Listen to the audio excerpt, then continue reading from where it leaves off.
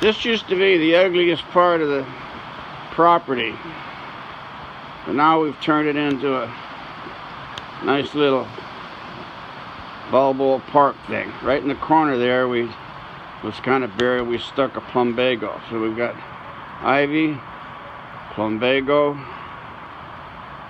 ivy, more ivy,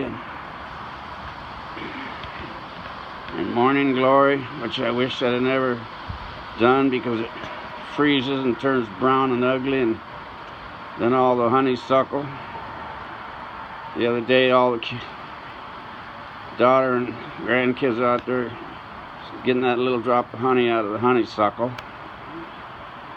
And then over here we have a rubber tree that was in a pot, now went through the ground, and that's going to probably be troublesome with root problems that close to the house. Now I gotta walk through the pantry and into the house. My wife does all her every pots and pan you can think of. Washing machine area is kind of a disaster, but anyway, the laundry room's up there, and behind me to the right is all the canned goods. What sold us on this house back in '75 was this big kitchen and dining room. And so that was it. And then my wife starts prettying it up with things. And we started, she started doing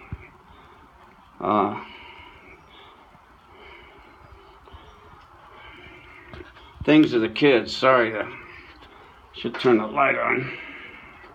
Anyway, the pictures of the kids' summer collages started in '97. And so then every time the kids come over, they like to look at that, you know, summer 2002.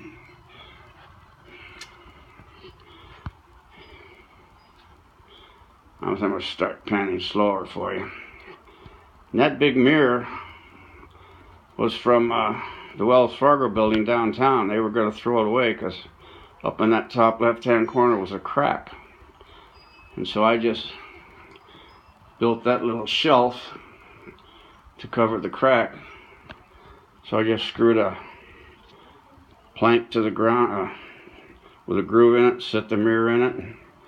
Sides, top was just a little dado without a little groove. In the living room's big living room, and that's another piece from construction. You see all those buildings with glass? Well, that's them, and they're one way. If you're outside, it's a mirror. Inside, you see through. This house was all electric, so it's too dark to see, but I threw that fireplace in there. I wanted a corner one, so I had to stick it outside the house. I had to cut holes in the house and stick it outside, and then build around it. But this was neat here for the birds. It got too expensive to feed the birds, but the bird feeders were hanging right here between us and the tree there. And you could get right up on them, and they can't see you, so, and they'd get on the ledge of the window and peck at it, because they think they're pecking at another bird. Now I'm gonna walk outside, and you can see how we always like to keep photos of the kids and all of those summer collages.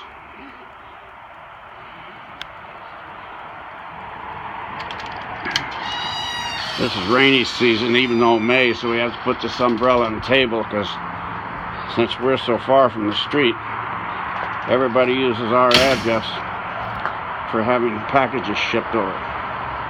This huge front yard is 92 feet wide.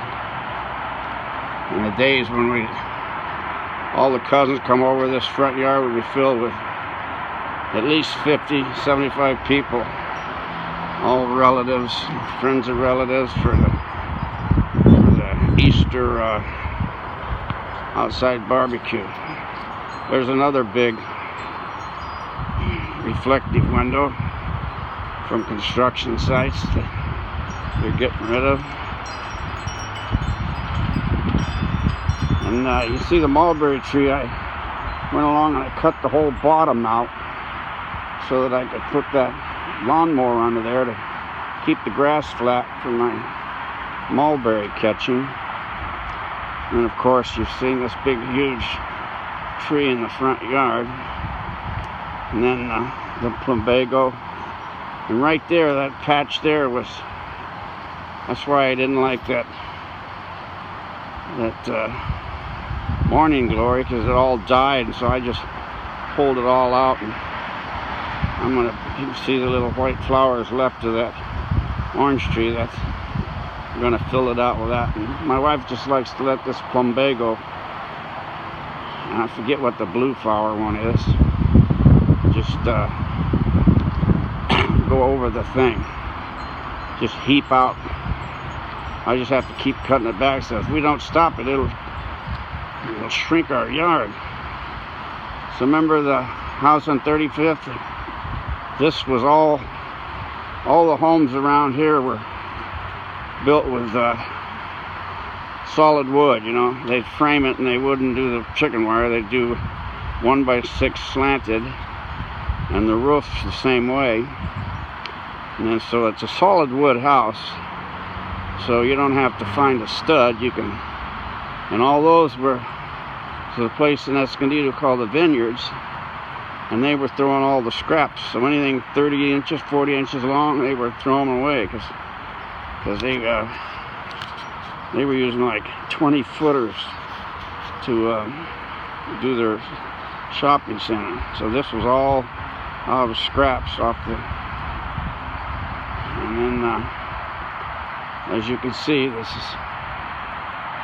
is a lot better than where we were. We got room to move here. So I'm gonna go over now and try to slow this down, and I'm gonna get over here and start doing my mulberry trimming or picking. Now the ground's nice and flat, I'll go get my pointed bowl and start harvesting mulberries. And as you'll be able to see, they're ripe for the picking. They're just, as usual, loaded with mulberries. This is that end I was telling you about. They get sweeter as you cull them out, just like an apricot tree. If you leave a bunch of marbles, that's what you get. So you thin them out so you get bigger fruit and better tasting. And I always start at this end. By the time I get to there, I've already got 4 quarts, and that's my limit. So this end tastes better because it's getting picked more. We'll see you later. Bye-bye.